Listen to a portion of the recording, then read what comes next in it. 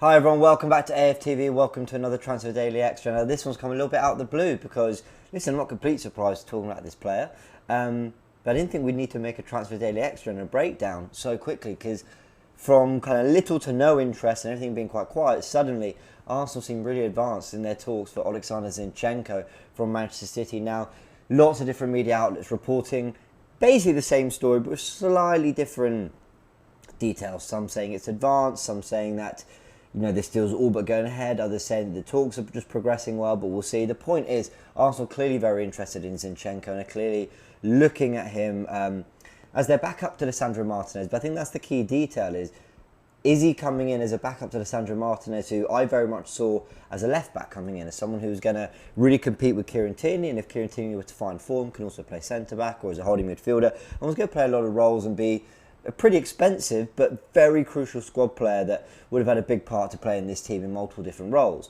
Now with Zinchenko, I still think all those things, but in a very different way. I think Zinchenko actually is more of a midfield signing than a defensive signing, and that's what I really want to try and break down today.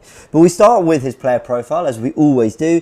25 years old, 5'7", left-footed, and this is the interesting thing. I've got his stats in terms of appearances in the 21-22 season for Manchester City. 26 as a left back and only 1 as a central midfielder for Manchester City. That is across just the Premier League, I believe. He's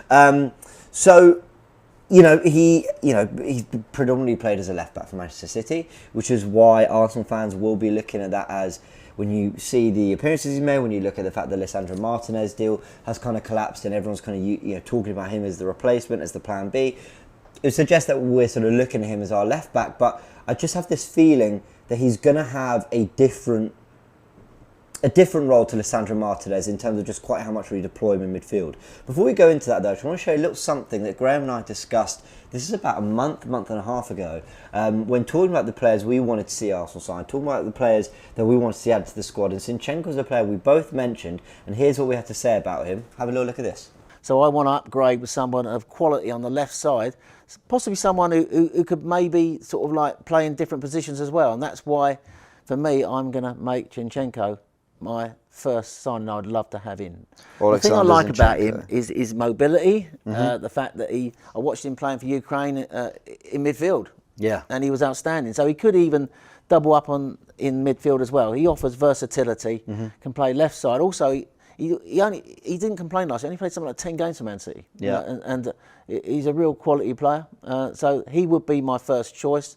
If we couldn't get him, Hickey would be my second choice, who plays in Italy, of course. Yeah. The important thing I think we need to understand is that Kieran Tierney needs to be managed. I think, and that's why the injury record is what it is. He's only played something like 2/3 of the Arsenal games since he's been at the club. Yeah. And that is really poor for numbers. And he was injured, as I say, for almost half the Premier League season. When we had a settled back 5 last year with Ramsdale, Tomiyasu, White, Gabriel and Tierney, we've talked about it on the previous Tactical Insight shows, our record was outstanding. So I would like to have consistency in the selection, but this would, if Tierney needs to be managed or is injured, I feel confident that he could play that role. Let's look at his numbers. Pass success rate of 90.7% in the league. Shots per game 0.8. Expected assists per game 0.17. Key passes per game 1.38. And goal creating actions per game 0.86. Yeah, he's a creative outlet. He is, and I think that in Arteta's team, the left-sided defender is the one normally that goes more often than not, is the one who goes high to assist on the left-hand side, and those reflect what he offers up high. So he is a quality footballer, James. Yeah, he is. Not just a defender. And I'm glad he's had these international games to show what he's about in midfield, because he is looking for a move. I mean, I think that the latest news that we covered on AFTV was that Arteta's willing to offer him that midfield role. West Ham want him, but mainly as a left-back. And I've got to say, looking at your squad so far, that is exactly what I'd do. I'd do exactly the same. I'd bring in Zinchenko if we could, because he can play that left-back central midfield role. And look, I think it was Arteta's words, we don't have unlimited funds. I think there's got to be a degree of being clever. Can you add quality that's going to aid you in multiple positions, especially when you're playing Europa League football? And actually, yes, there's a need to add depth, but there's going to be opportunities for youngsters to play, and we don't need to force it through with positions if it's not the right player. How much are we valuing him at? About 25 million? I put 25. That's maybe a little low.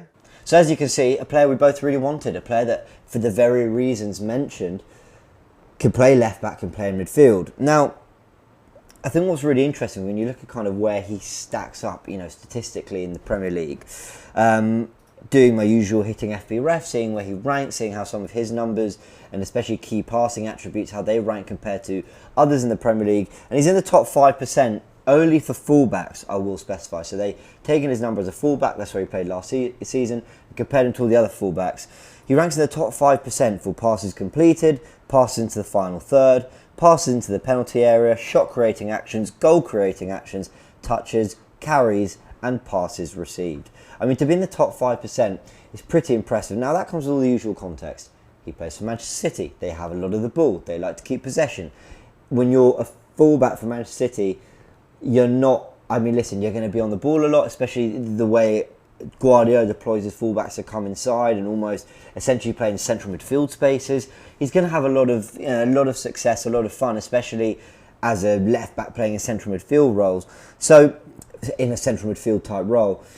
And that's always going to make the numbers look good, but he still has to go out and do it. That's the one thing I'd say. It's very easy saying, yeah, we plays for Man City, of course, but not everyone could do it. He's been at Man City for a while. Guardiola's had him and deployed him in quite a few different roles. And the reason he's been a big part of that, and the reason he turned to him, for example, in the Aston Villa game when they were, losing and they had the title on the line, is because he's got immense quality, and you don't play that big a part in a Manchester City squad over many years if you don't have a real quality and real class about you, real potential as well. He is still fairly young, as we mentioned, 25. So the fact that he ranks really highly for all those things, I guess isn't surprising, but to be in the top 5% is still very, very impressive. So fair play to him. But I think what's interesting, if you take some of those key numbers, I'm talking the raw numbers now, not just the ranking in terms of percentile in the Premier League, but you take some of those raw numbers and you actually compare that to other players who play a, let's call it, deep-lying playmaker role for other sides in the Big Six, let's say, then his numbers really do match up. And this is from fullback against players who are playing in midfield for their clubs, who are still very good and will still have a lot of the ball in games. So you look at this, comparing to Granit Xhaka, Thiago, Kovacic and Paul Pogba. Obviously Xhaka, Thiago, Kovacic and Pogba are all playing in those slightly... They're creative, but they're not the most advanced midfielder in the team. If they play in a midfield three, there might be one who gets forward a little bit more. And Zinchenko would be kind of playing that role for Arsenal. So passing to the final third per game, again, only Thiago managed more in terms of, passing to the final third as a deep-line playmaker for clubs in the Big Six. If anyone's wondering why I didn't mention Tottenham, by the way, they really do play with the midfield too, and there's no natural... I mean, maybe Bentancur, but I just thought it wasn't as clear as with some of these other players, the kind of role. So anyway, moving on to shot creating actions per game. Again, I'm having a little look. More than all of them. More shot creating actions per game than any of those other five midfielders.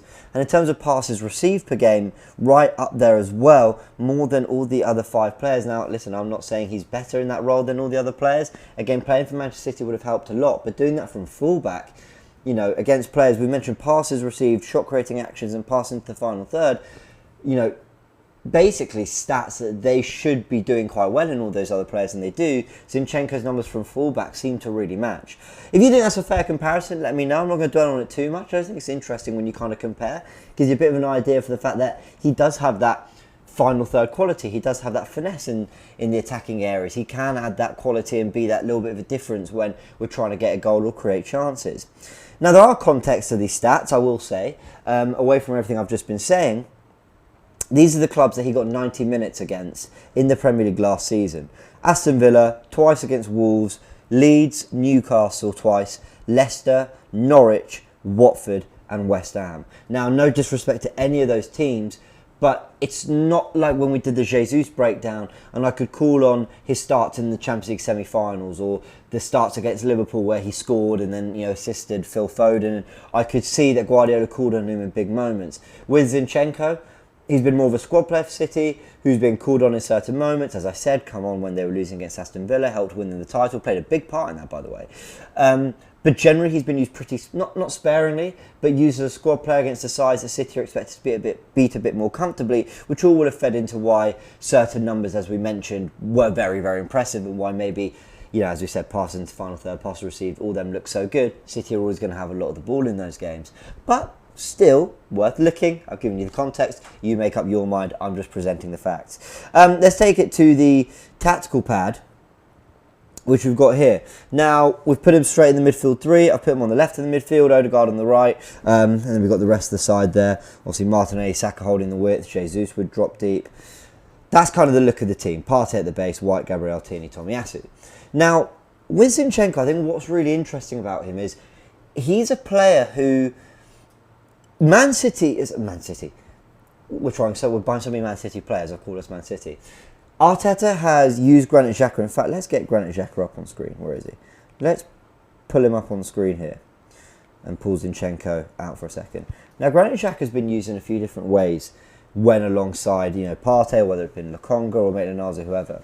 Sometimes what we've seen is the left-sided player come inside. That's what Smith Rowe tends to do. Tierney bombs on and holds the width.